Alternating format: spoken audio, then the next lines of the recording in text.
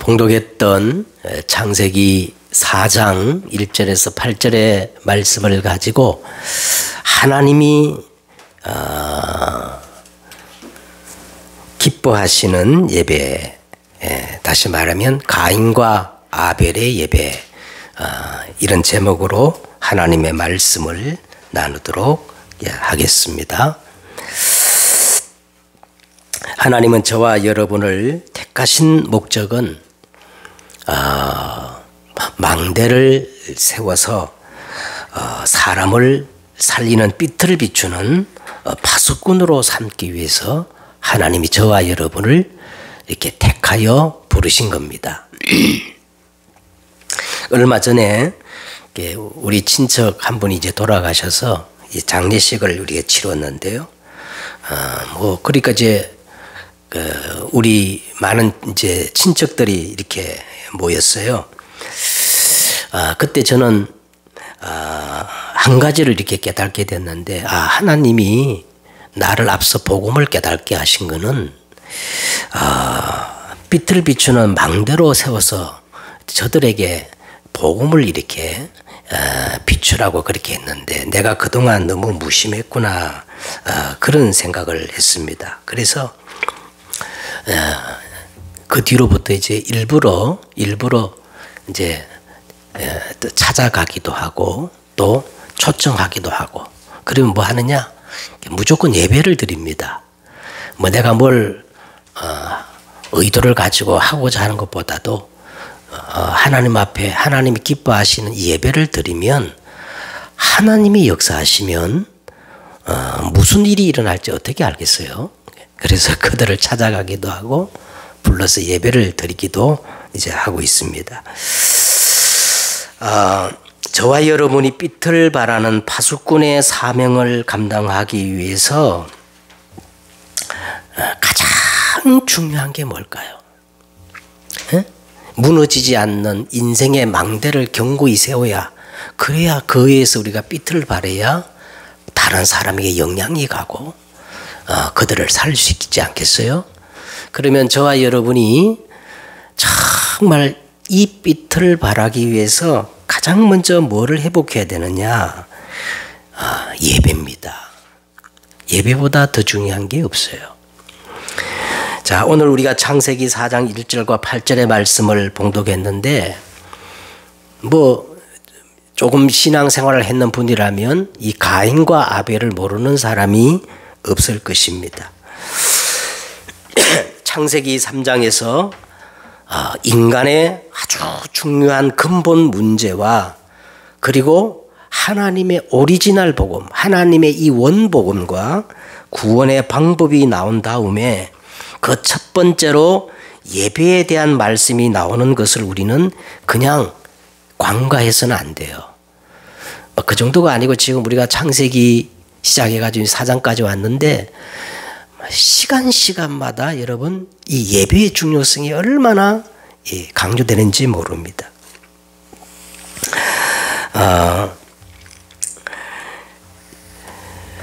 자, 그래서 왜 그러냐면, 왜 이렇게 예배가 중요하냐면, 먼저 우리가 서론적으로 말씀을 드리면, 여러분, 예배 성공은 인생 성공이요, 예배 실패는 인생 실패이기 때문에 그렇습니다.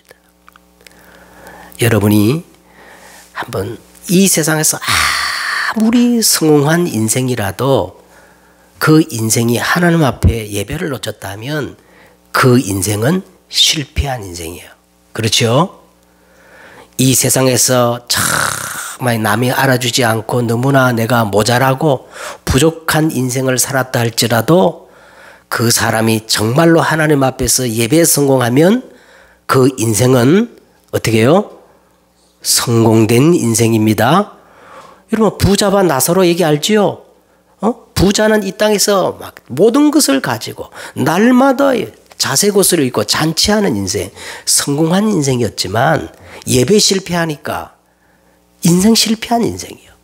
거지 같은 나사로는 거지 같은 인생을 살았지만 하나님 앞에 예배 성공하니까 인생 성공한 거예요. 그렇죠?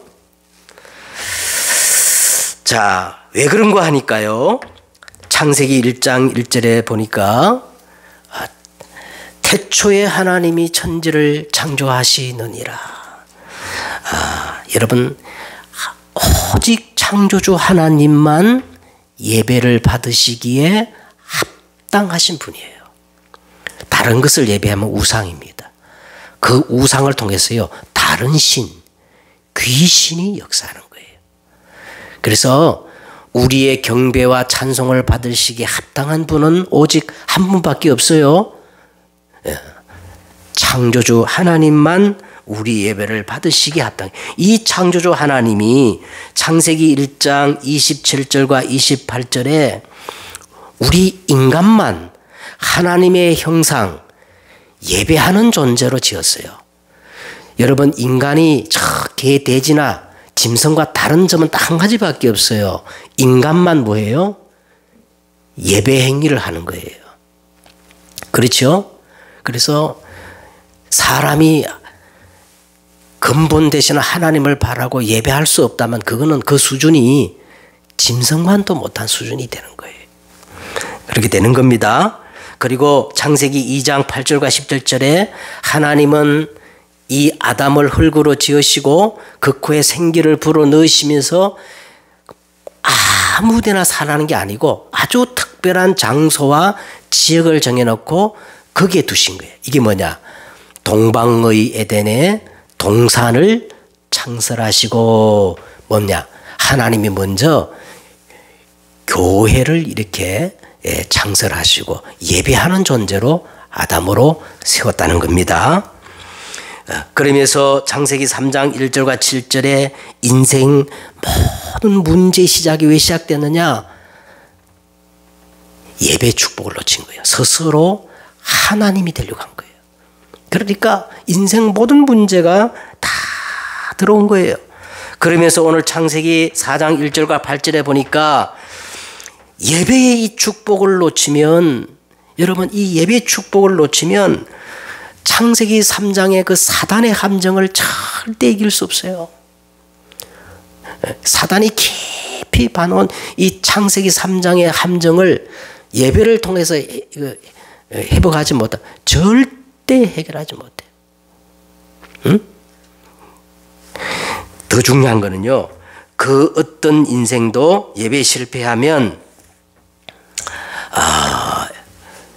인생 실패하는 겁니다. 이게 바로 오늘 가인과 아벨의 예배를 통해서 하나님께서 우리에게 주시는 가장 중요한 메시지예요. 예배를 회복하지 못하면 인생 망대를 쌓을 수 없어요. 그래서 다른 사람에게 삐뚤을 바랄 수가 없는 거예요. 그러므로 여러분, 이 예배 시간에 어떻게 되느냐? 여러분, 예배를 다 생각할 때 막 설레야 돼요. 야, 하나님께서 이 예배를 통해서 내게 어떤 말씀, 어떤 은혜를 주실까 막 기대하고 기다려야 합니다. 아멘. 그게 진짜 예배자의 자세예요. 왜 그러냐니까 시편 100편을 보니까 다윗이 임금이잖아요. 왕이잖아요. 그런데 다윗은 이렇게 말합니다. 감사함으로 그의 성전에 들어가며 찬송함으로 그의 궁정에 들어가서 그에게 감사하며 그의 이름을 송축할지어다. 이 말이 뭐냐면 다윗은 왕인데도 불구하고 자기가 하나님 앞에 예배할 때는요, 이 신하가 그 어마어마한 왕을 아련하는 그런 중심으로 성전으로 들어간다는 거예요. 예? 그래서 막 기대하고 설레고 마음으로 이렇게 예배하라는 것입니다. 그래서 예배는요, 미리 준비해야 돼요. 여러분, 예배는 미리 어떻게 하라고요? 슬기로운 5 처녀가 기름을 미리 준비한 것처럼 예배 시간에는 하나님을 기대하면서 설렘으로 준비해야 돼요. 예? 마음가짐도 준비하고, 옷도 제일 좋은 거 입고, 옛날 우리 어머님이 항상 토요일 되면 뭐냐, 옛날 그 돈 있잖아, 돈. 헌금을 그냥 드리지 않고 다리미로 달했어. 왜? 하나님께 드릴 건데. 근데 그게 마음이거든요. 헌금도 막 그냥 생각 없이 와가지고 막 헌금 시간에 막 주머니 뒤지면서 그냥 막 그렇게 하지 말고 미리 딱 준비하는 겁니다. 네? 왜? 예배가 최고로 중요하기 때문에 그래요. 그리고 예배 시간에 선포되는 말씀은 우리는 다르게 받아야 됩니다. 마치 처음 듣는 말씀처럼 하나님의 말씀으로 사모하고 받아야 돼요. 그래야만 이 예배 시간에 성부 하나님이 말씀으로, 성자 예수님이 구원의 역사로, 성령 하나님이 능력으로, 성삼위 하나님의 비밀이 나타나기 때문에 그래요. 자, 그러면 하나님이 원하시는 예배, 인생 망대를 쌓는 예배를 회복하기 위해서 가장 먼저 무엇부터 우리가 회복해야 되는가? 이제 오늘 본론입니다. 본문으로 들어가서요. 가장 먼저 우리가 하나님이 원하시는 예배, 인생 망대를 쌓는 진짜 참 예배를 회복하기 위해서는 올바른 복음부터 회복해야 돼요. 올바른 복음부터 체험해야 돼요. 그러면 복음을 우리가 어떻게 깨달아야 하느냐 하면, 자, 1절을 보세요. 1절. 우리 다 같이 읽어보겠습니다. 시작. 아담이 그의 아내 하와와 뭐하매? 동침하매 하와가 임신하여 가인을 낳고 이르되 내가 여호와로 말미암아 어떻게 했다? 득남하였다 하니라. 아담이 그의 아내 하와 동침하매 그랬어요. 아담이 그의 아내, 이 동침이란 말, 제가 볼 때는 우리 이 성경이 참 잘 된 것 같아요. 예? 여러분 그 동침이라는 말 옆에 2번이라는 작은 숫자가 써 있죠? 예? 2번이라는 숫자, 그 밑에 이제 각주를 보세요. 자, 각주를 보면 이 동침이라는 말은 히브리 원문에는 어떻게 써 있다는 거예요? 응? 이 동침이라는 말은 히브리 원문으로 야다라고 하는데 이 알다라는 뜻이에요. 무슨 뜻이라고요? 이 동침이? 알다라는 뜻이에요. 알다. 그냥 들어서 아는 게 아니고, 그냥 길어서 들어서 아는 게 아니고, 동침에서 체험적으로 아는 것을 말한 거예요. 그냥 귀로 듣는 게 아니라 내가 직접 체험해서 알게 되는 것을 뭐라 그런다고요? 야다. 예수님이 사람들이 나를 누구라 하느냐? 너희는 나를 누구나 하느냐?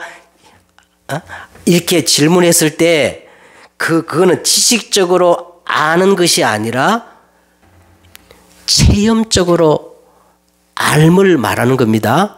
예를 들어서 보세요. 예를 들어서 보세요.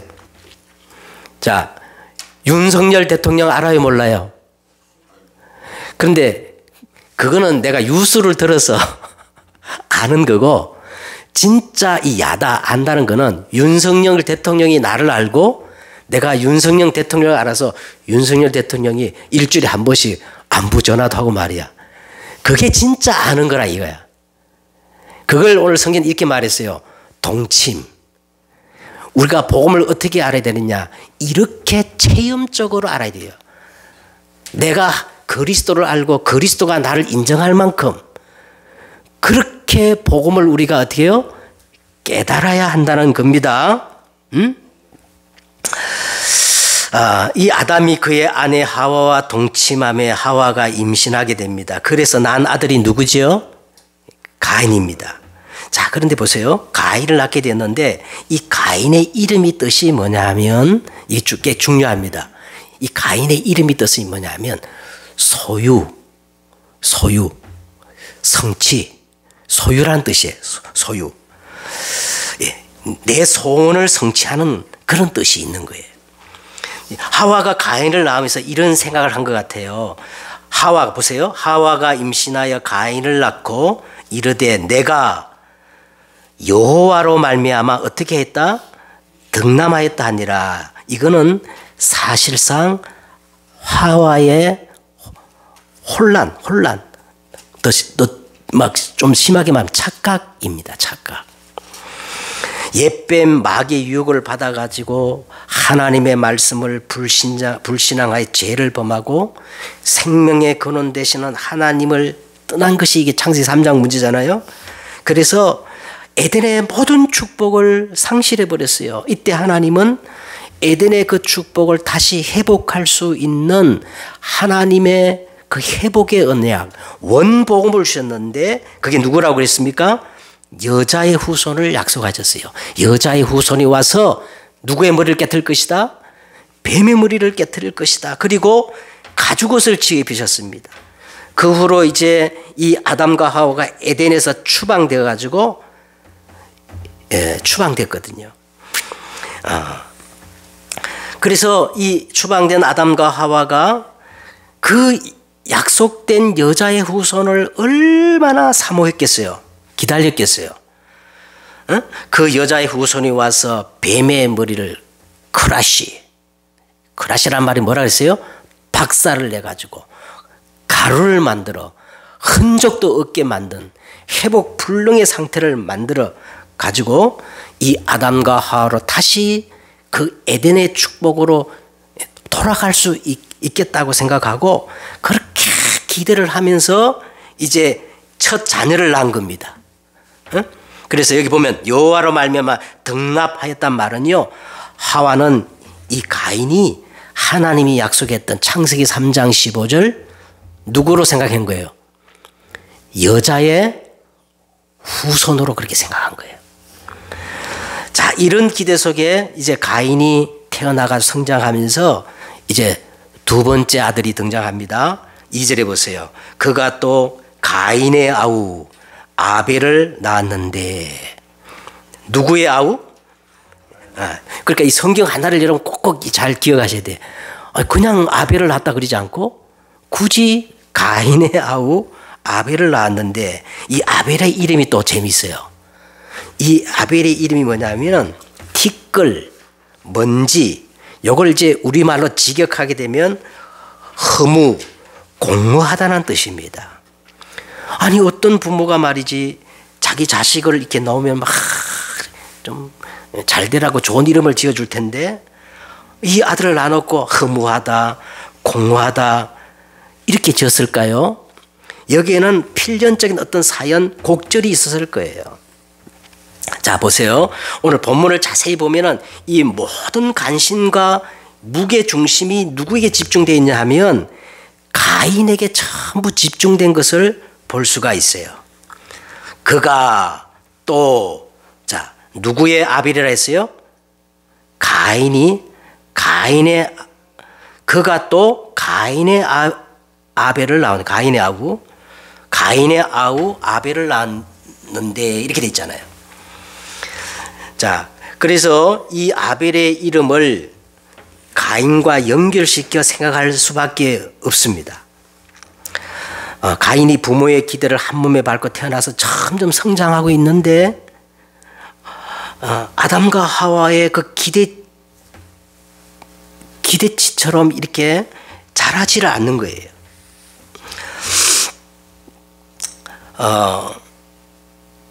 그래서 이 하와가 부모로서 또 한 인간으로서 깊은 절망감을 이제 느끼는 겁니다. 이게 뭐야? 내가 여자의 후손인 줄 알았더니 이게 아니잖아. 그리고 그 상실감 중에 이제 누구를 낳은 거예요? 아벨을 낳은 거예요. 그래서 그 아벨을 가리켜서 인간은 별 수 없어. 인간의 노력은 먼지 같은 거야. 인생은 공허하고 허무한 것이야. 그렇게 그런 의미로 아벨이라는 이름을 지어준 거예요. 자, 이것이 무엇을 의미하냐면 아담과 하와가 여전히 하나님의 정확한 복음을 체험하지 못했다는 거예요. 야다. 올바로 야다. 이 체험을 못했다는 것입니다. 그래서 제대로 이 자녀들에게 빛을 비추는 망대의 역할을 제대로 하지 못한 거예요. 그렇다면 저와 여러분이 복음을 어떻게 깨달아야 하느냐? 제가 오늘 4단계로 이렇게 말씀을 드렸는데, 첫째는요, 우리가 복음을 정확히 알아야 됩니다. 도대체 예수 그리스도는 누구신가? 이 그리스도를 정확히 깨달으셔야 됩니다. 정확한 내용이 아닌 믿음은요, 맹신입니다. 광신이 될 수 있어요. 그렇죠? 미신처럼 예수 믿을 수가 있단 말이에요. 그래서 오늘 우리가 정확히 아는 것이 중요해요. 여자의 후손. 왜 여자의 후손이 아는가? 왜 우리가 그리스도가 필요한가? 이 정확히 아는 게 중요합니다. 그 다음에 이제 알았으면 믿는 단계가 있어야 돼요. 믿는 단계. 그런데 이 믿음도 내가 만드는 게 아니에요. 너희가 그 은혜를 인하여 믿음으로 말미암아 구원을 얻었나니 이것은 너희에게서 난 것이 아니요 하나님의 선물이라. 이 성령이 역사해야 되는 거예요. 성령이 역사해야 믿어지는 겁니다. 누구든지 성령으로 말미암지 않고는 예수를 그리스도라고 고백할 수 없느니라 그렇게 말씀한 거예요.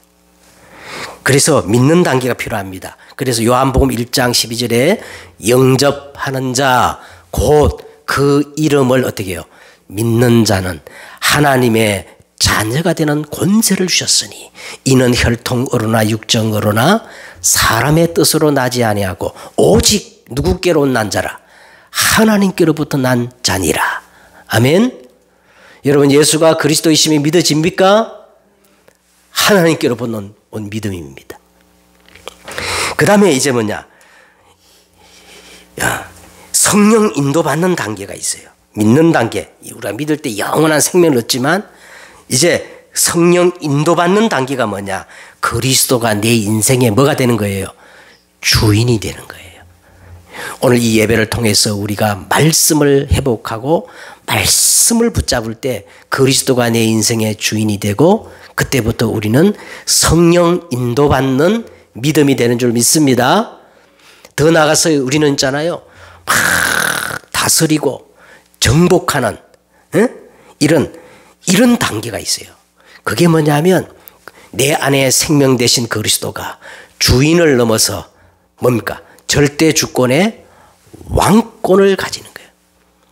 이때 하나님의 나라가 임하면서 흑암이 무너지는 겁니다. 그러니까 우리가 정말 이렇게 복음을 체험해야 되는 거예요. 야다 꼭 기억하셔야 됩니다. 두 번째는 나의 정체성입니다. 나의 정체성이 정말 바르게 회복돼야 돼요. 나의 정체성이 뭐냐?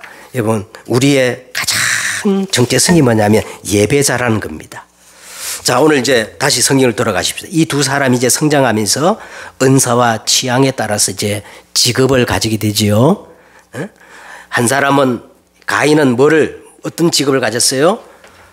농사를 짓는 농사꾼이 되고 아벨은 양을 치는 자로 이제 생활하게 됩니다. 2절을 보세요. 그가 또 가인의 아우 아벨을 낳았는데 아벨은 어떤 사람입니까? 양치는 자였고 가인은 농사하는 자였더라. 여기까지는 별 문제가 없습니다. 어떤 사람은 자꾸 가인과 아벨의 직업까지도 얘기하는데요. 직업은 상관이 없어요. 직업은 결코 별 문제가 되지 않는다. 그런데 이제 3절을 우리가 자세히 보면은 두 사람의 아주 미묘한 미세한 차이를 우리가 발견할 수가 있어요. 3절에 보면 3절에 보세요. 세월이 지난 후에 뭐가 지난 후에? 세월이 지난 후에 가인과 아벨이 똑같이 아담과 하와 그 부모로부터 아마 귀에 딱지가 박히도록 이 얘기를 들었을 거예요. 우리는 원래 에덴의 축복을 누리며 살았다. 그런데 누구의 미혹을 받아? 옅뱀 미혹, 마귀의 미혹을 받아 하나님의 말씀을 불순종하는 죄를 보면서 하나님 먹지만 선악과를 따먹고 완전 영적 죽음이면서 무화나무로 수치를 가렸는데 하나님이 나타나셔서 우리에게 여자의 후손을 약속하시고 가죽옷을 지었다. 여자의 후손이 다시 오시는 날 우리는 다시 에덴의 축복을 회복할 거야. 그래서 너희는 절대로 이 여자의 후손 언약을 놓쳐버리지 말고 그 가죽옷을 입어야 돼. 자, 이거를 전달했겠어요? 안 했겠어요? 전달했겠죠. 자, 그런데 문제는 세월이 지난 후에 이게 문제입니다. 응? 세월이 지난 후에 똑같이 이 가인과 아벨이 그 언약의 말씀을 전달했는데 세월이 지난 후에 어떻게 변했느냐. 가인의 믿음은 종교적 믿음으로 바뀌었고 아벨은 그대로 언약적 믿음을 유지했다는 거예요. 응? 여기서 우리가 꼭 붙잡아야 할 엄중한 진리가 하나 있는데 가장 우리에게 중요한 이 아이덴티티, 인간됨의 가장 본질적인 게 뭐냐면 예배라는 겁니다. 네. 누가 여러분을 물었을 때 당신은 누굽니까? 이렇게 물었을 때요. 나는 신자입니다. 성도입니다. 그것보다도 더 근본적인 우리의 정체성이 있다는 게 뭐냐면 나는 예배자입니다. 이렇게 고백해야 된다는 거예요. 나는 누구라고요? 예배자입니다. 예배자. 응? 자, 여러분 예배를 어떻게 드리냐에 따라서 가인의 종교적 예배가 되기도 하고 아벨의 언약적 예배가 될 수가 있어요. 더 중요한 것은 여러분 올바른 예배를 회복하지 못하면 결코 창세기 3장 사단의 함정을 벗어날 수가 없어요. 다 빠지게 된다는 거예요. 오늘 그게 얼마나 중요한 메시지인지 몰라요. 이걸 꼭 기억하세요. 자, 그렇다면 예배란 어떤 것이냐? 시편 133편 1절에 보니까 인간의 행위 중에 가장 선하고 아름다운 행위가 예배란 거예요. 어찌 그리 선하고 아름다운고. 할렐루야. 하나님 보시기에 가장 선하고 아름다운 행위가 뭐냐? 예배라는 겁니다. 요한복음 4장 23절에 보니까 하나님이 가장 기뻐하시는 것이 예배다는 거예요. 아버지께서는 이렇게 자기에게 예배하는 자를 찾으시느니라. 로마서 12장 2절에 보니까요. 우리에게 향하신 하나님의 가장 온전하신 뜻이 뭐냐? 예배라는 거예요. 그래서 디모데후서 4장 6절에 보니까 사도 바울은 예수님을 이렇게 영접한 이후에 자기의 길고 그 험했던 인생을 하나의 뭐로 표현하느냐? 하나의 제사로 표현해요. 제사. 자기 인생을 하나의 예배자로 이렇게 설명을 합니다.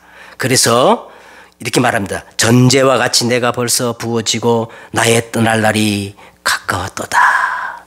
그렇게 바울은 자기 일생을 하나의 예배자로 이렇게 여겼던 겁니다. 자, 그러면 오늘 우리가 예배를 어떻게 회복해야 될까요? 자, 세 번째로 어떤 예배를 우리가 회복해야 되느냐 하면 여러분, 자, 가인은 뭐로 제물을 삼아서? 가인은 땅에 소산물로 제물을 삼아 여호와께 드렸고, 자, 땅의 소산물이란 말, 인간의 방법으로, 인간의 열심으로, 인간의 소견으로 이렇게 하면 하나님이 기뻐 받아주겠지. 자, 이렇게 드렸다는 거예요. 이게 종교적 예배입니다. 에? 가인이 드린 예배는 무슨 예배예요? 종교적 예배예요. 땅의 소산물로 드린 예배예요. 에? 자, 그런데 아벨은 보세요. 아벨은 자기 첫 새끼와 그 기름으로 드렸더니 이 아벨의 예배 행위 속에는 두 가지 수식 의각이 눈에 띕니다. 하나는 뭐냐? 첫 번째가 뭐예요? 양의 첫 새끼. 이게 바로 창세기 3장 15절 여자의 후손. 그 다음에 21절에 나오는 가죽옷. 이걸 언약으로 붙잡고 가인이 예배를 드렸다는 거예요. 이 예배를 하나님이 기뻐 받으시고 인정하신다는 겁니다. 아멘. 예? 그 다음에 또 한 가지가 뭐냐면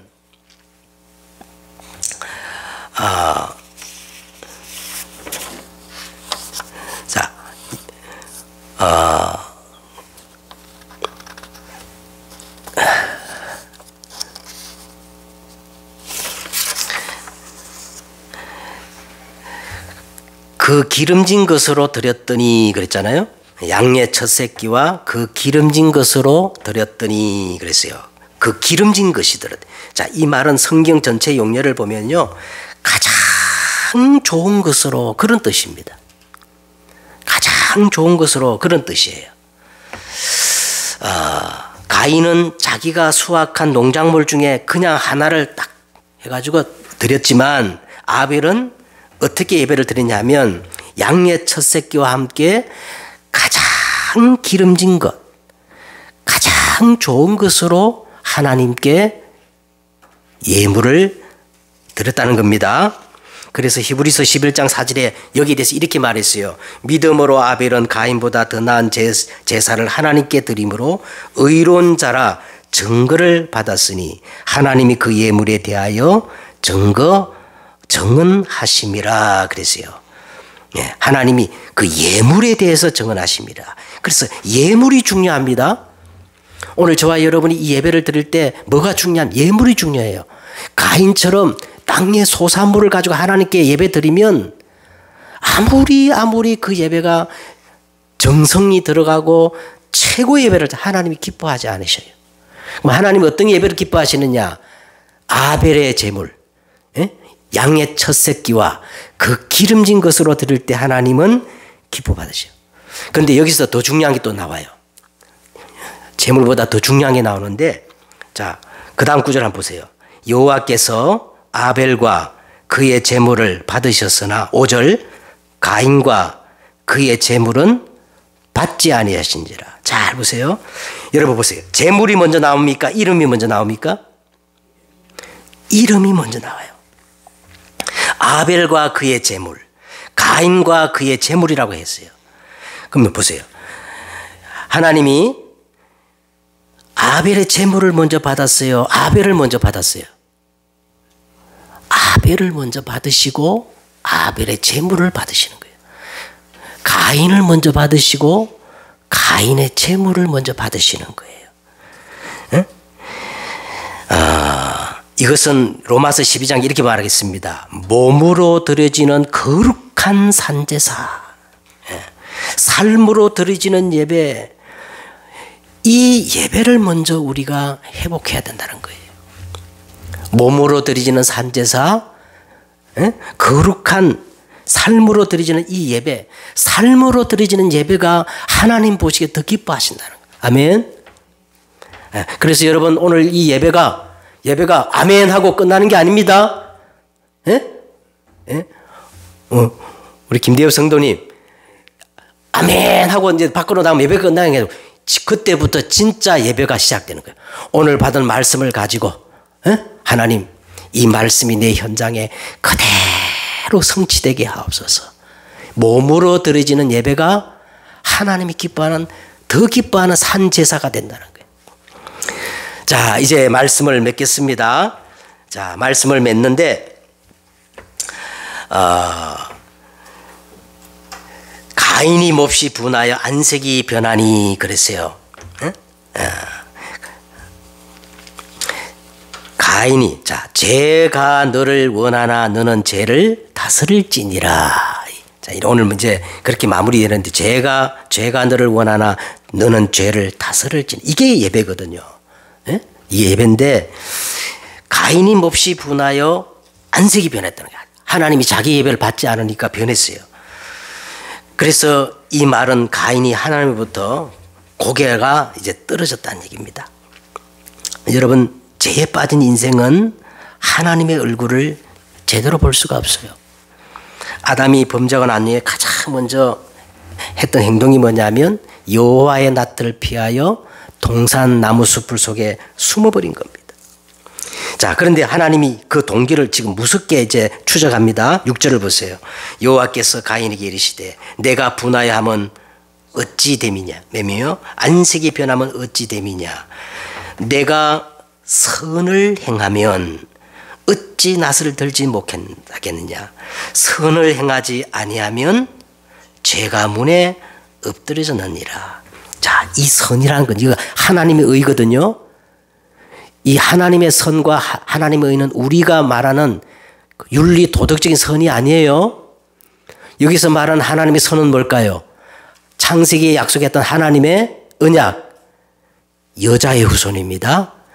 그 가죽옷을 입는 겁니다. 에? 이걸 입지 않으면 어떻게 되느냐 하면요, 죄가 문에 엎드려 있느니라. 죄가 너를 원하나 너는 죄를 어떻게 다스릴지니라. 죄가 문에 엎드려 있다는 말은 우리 인생의 문에 죄가 먹잇감을 삼키려고 틈을 노리고 기회를 보면서 잔뜩 움크리고 있다는 겁니다. 이걸 사도 베드로가 이렇게 멋지게 표현했어요. 우는 사자와 같이 삼킬 저를 찾나니 그랬어요. 여러분, 사자가 왜 울까요? 배가 고파서 우는 거예요. 사단은 우리로 하여금 우는 사자처럼 죄를 갈망하게 만듭니다. 그러나 죄가 너를 원하나 너는 죄를 다스릴지니라 그랬어요. 근데 여러분, 우리는 그럴 능력이 없어요. 실제적으로 그럴 능력이 없어요. 그래서 8절을 보세요. 8절에 가인이 그의 아우 아벨에게 말하고 그들이 들에 있을 때에 가인이 그의 아우 아벨을 어떻게 해요? 그냥 죽였어요? 쳐 죽였다 이렇게 나오는.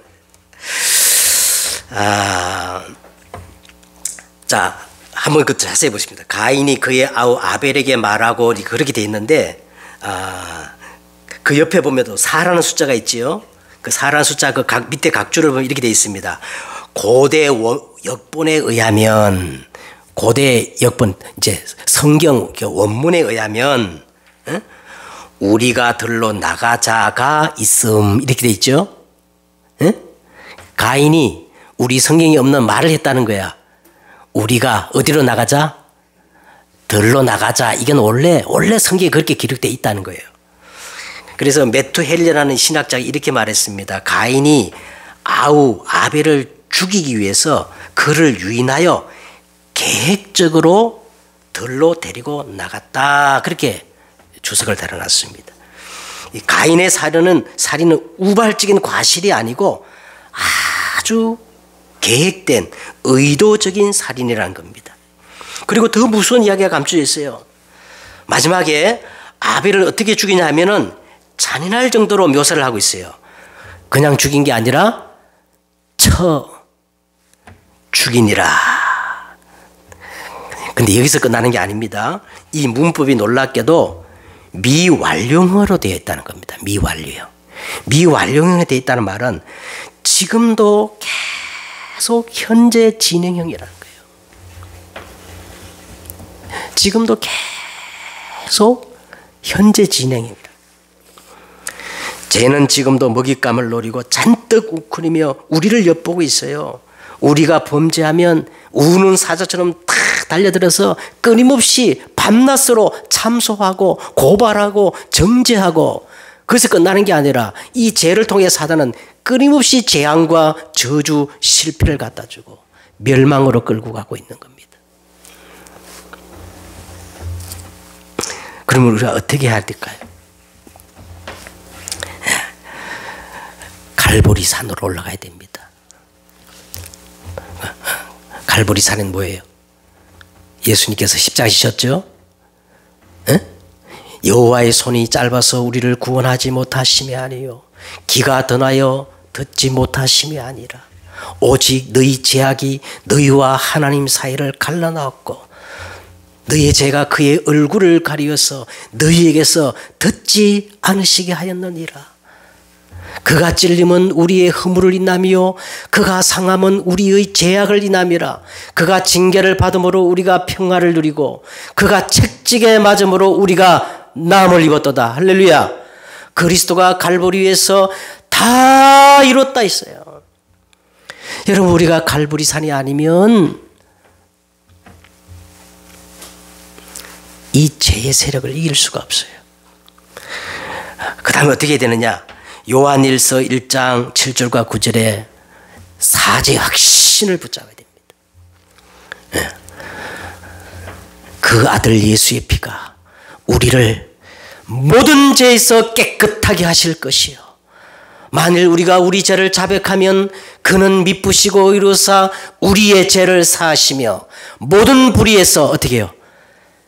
깨끗하게 하실 것이요. 갈보리 십자가를 다 굳세게 붙잡고 우리가 이 사죄의 확신을 갖지 않으면 끊임없이 사단이 정죄하고 재앙과 저주를 역사해요. 우리는 용서받은 의인입니다. 아멘. 그리스도의 보혈로 이 사죄의 확신을 가져야 돼요. 그리고 이제는 뭐 해야 되느냐? 갈라디아 5장 24절에 보니까 무릇 그리스도 예수의 사람들은 정과 욕심을 십자가에 못 박았느니라. 어떻게 못 박을 수가 있을까요? 한 가지 방법밖에 없어요. 사도행전 1장 8절, 오직 성령이 너희에게 임하시면 너희가 뭐를 받고? 권능을 받고. 여러분, 정말 내게 성령이 임하면요, 그런 적 이제는 내가 산 것 아니요 오직 내 안에 그리스도께서 사는 것이다. 나를 자꾸 십자가에 못 박을 수 있는 능력이 주어지는 거예요. 아멘. 이거 회복해야 됩니다. 네. 죄가 너를 원하나 너는 죄를 다스릴지니라. 네가 선을 행하지 아니하면 죄가 너를 원한다 그랬어요. 이 선이라는 것은 예수 그리스도거든요. 우리가 그리스도를 온전히 붙잡지 아니하고 복음을 바르게 체험하지 아니하면 죄가 너를 원하나 죄가 웅크리고 있다가 끊임없이 우리를 죄의 욕망을 갖다 준다. 우리가 완전 복음으로 결론 내릴 때 죄를 다스릴 줄 믿습니다. 승리하는 여러분 되시기를 주 예수 이름으로 축복드립니다. 기도하겠습니다. 하나님, 오늘 우리가 예배를 회복하지 못하면 사단이 파놓은 이 함정을 결코 아버지 이길 수가 없고 삐틀을 비추는 망대를 세울 수가 없습니다. 하나님, 오늘 우리가 가인의 예배가 아니라 아벨의 예배를 회복해서 정말 삐틀을 비추는 망대를 세우게 하시고 사단을 완전히 멸할 수 있는 그런 힘을 공급해 주옵소서. 주 예수 그리스도의 이름으로 기도드렸사옵나이다. 아멘.